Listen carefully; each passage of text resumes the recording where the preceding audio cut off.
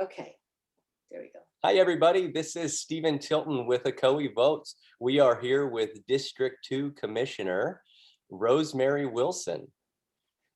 Hi, Rosemary. Hi, How you doing today? I'm good. How are you? Nice to be here. Thank you. I'm doing excellent. Thank you. So first and foremost, why are you running for office in District 2? I guess why did you originally run? And then why would you like to continue to stay? Well, I have an interest in Ocoee. I think it's a great place to live. I think that we're a safe and community. I'm looking for the well-being of our residents. And again, so many of us, besides living here, many of us work here. And it's a great place to call home. I think we have wonderful services in Ocoee. We want to continue those services. Um, I'm looking for the highest level of living that we can get out of a community. I think that's very important. I'm looking for wise growth, smart growth, we could call it.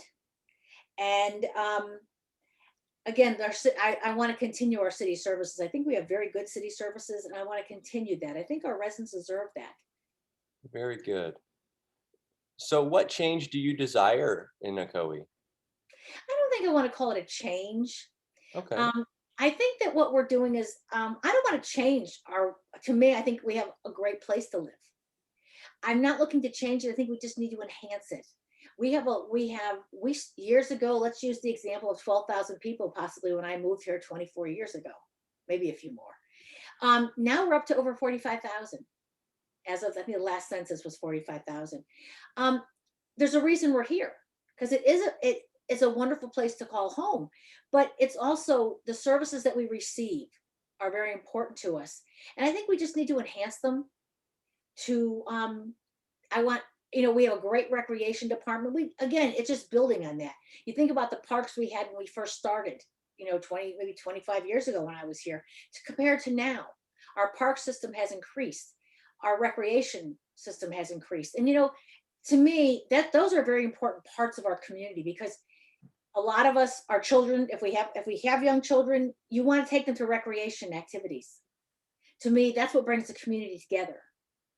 um, it's not just school. We go to local schools, but it's sometimes the activities you have after you leave school. And that's where the community begins, because you are there with other families, meeting them. And to me, that draws the community together. So I'm not looking to change anything. I just think again, building from what we have to improve.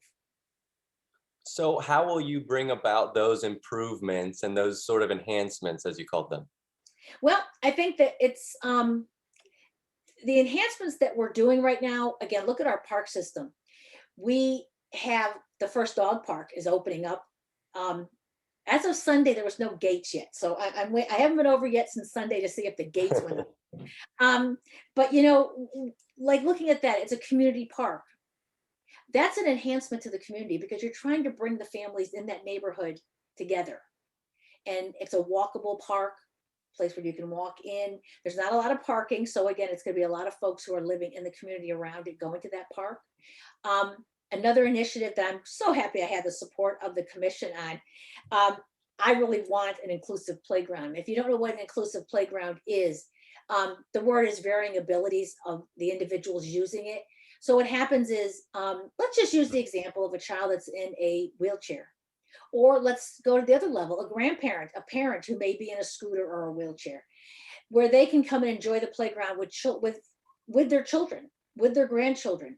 Because before, if you couldn't get on to the mulch, you could not go into the act. If you're on a scooter or a wheelchair, maneuvering a mulch playground could be very difficult.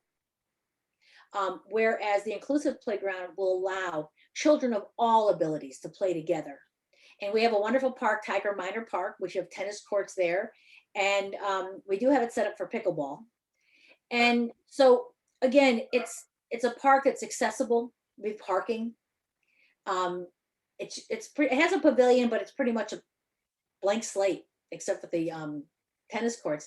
So it's, again, we can improve on that, and that's an improvement I want to see. This last, not to say this is recreation by any means. The other night at the commission meeting, we're going to pursue this. We were offered a piece of land next door to the cemetery, and where we could have 5,000, I'm sorry, 500, 5,000 would be unbelievable. 500 additional burial plots, whether it's a columbarium, which is where people can put the ashes. And I don't know if you've ever seen, we have one at the cemetery right now, and where we could have 500 additional burial spaces. And again, um, cemetery may not be exactly what everyone wants to talk about, but you know, it's where we go and we have a moment of reflection with the folks we've lost. And we really want folks who live here may want to be buried here. This is their home. So again, on the somber side, but yet we have to be realistic.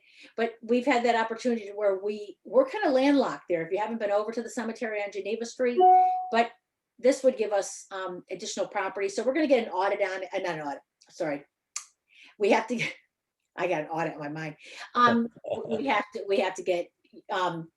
We're going to go through the steps. They offered it to us at $425,000. So we will go through the steps and see if that's going to be where the direction we want to go. But that was brought up at the commission meeting tonight.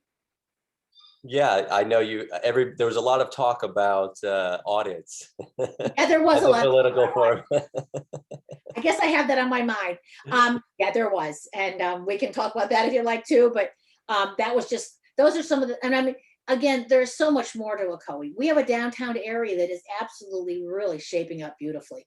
I don't know how long you've lived here, but Bluford Avenue was a mess 3 years ago because the city didn't handle the infrastructure that was necessary now. Maybe it was appropriate 50, 60 years ago, but you cannot put, let's say you want to bring restaurants into the downtown area. Everything was on a septic system. You can't bring commercial ventures in there on septic systems. So we again put the correct and the updated infrastructure in so that you can bring business in there. And with the new city hall going in, and the enlarged Lakeshore Center, as you see the Withers McGuire House, and the Withers McGuire House, we had to take trees down, which some folks didn't like, but they were needed to come down. Trust me, they weren't in the best of shape. It was unsafe. And we brought it back to the pictures that we have had of the Withers McGuire House a few years ago. And if you've been down there now, it's absolutely beautiful. We have a wedding pavilion. So again, we are enhancing the community with different, again, right there in the master plan of downtown. We've talked about having a, let's see, what else is going, it'll be the trail. We'll start there with the trail going down Oakland Avenue. We're going to have a 12-foot wide sidewalk in the center of Oakland Avenue, which is right across from the Withers McGuire House. With Withers McGuire House, where you're looking at faces Oakland Avenue. And so again, that'll be basically going to the trail, will be heading down that way. And again, the goal is to connect the trail because a lot of folks wanted that. When we had a master plan, we started having some meetings and we had the Lakeshore Center full, which is wonderful. And folks were able to come in, and it was interesting because they had, and the tables in front of them, they had all this paper and they were putting all these little things they wanted in the master plan, what they wanted to see in the downtown area. It was really neat to have that community involvement to see what our residents wanted. What did they want to see there? And, you know, a splash park. We've got more phases to come. And so I think there's like 4 or 5 phases with the downtown master plan. And we are coming along further than we have in many years. And I'm excited to see that because, I mean, this right here, the Withers McGuire House, is a beautiful building. If you've never been in it, I think when COVID's behind us and things get opened up a little more, I'd love you to go see that building because it is absolutely beautiful. Well, you've certainly done a lot here during your time in office. What else would you like to say to the people of Ocoee? I want to serve you for 4 more years. We are now entering a 4-year cycle. The charter was voted on the last election to change the terms of term limits and to 4-year terms. And that happened 3 years ago. And again, it was citizen involvement. I believe in term limits. I think there's a point that we, you can only do so much. And I think I hope that we have folks who are coming in behind us that have the same interest and desire that we have in Ocoee and want to bring it further. But I'm looking right now, I am thrilled to be the commissioner. I love to listen to our residents. I really enjoy the phone calls. I enjoy talking to them when, you go to the grocery store. When I said about when you live and work here and you play here, you go to the grocery store and that's where you see your neighbors. Maybe not during COVID time. Maybe no one's really interested in standing there talking to you. But pre-COVID and post-COVID, we'll have, you go back to the grocery store, and that's where you meet a lot of folks when you're out shopping.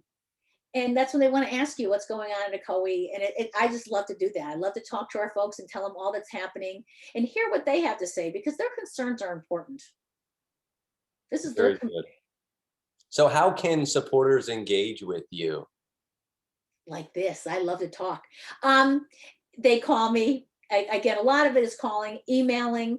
I call everyone back who wants a call. I do email. I kind of like talking because I think we lose a lot sometimes in emails because maybe you don't get the point across as well as you might if you were talking to the person. So I'm kind of the old-fashioned way. I kind of like using the phone. No And kidding. I love Do to you meet. want to share your number here or do you I, want? I will be more than happy to. And my election phone number is 407-760-4591. If you're calling regarding as a city question regarding me as a commissioner, the number is 407-948-2155. Very good. Thank you for it's such a personal touch. So awesome. Rosemary, thank you so much. We wish you the best of luck in the upcoming election, March 9th. Don't forget to vote. Important, please vote. Thank you.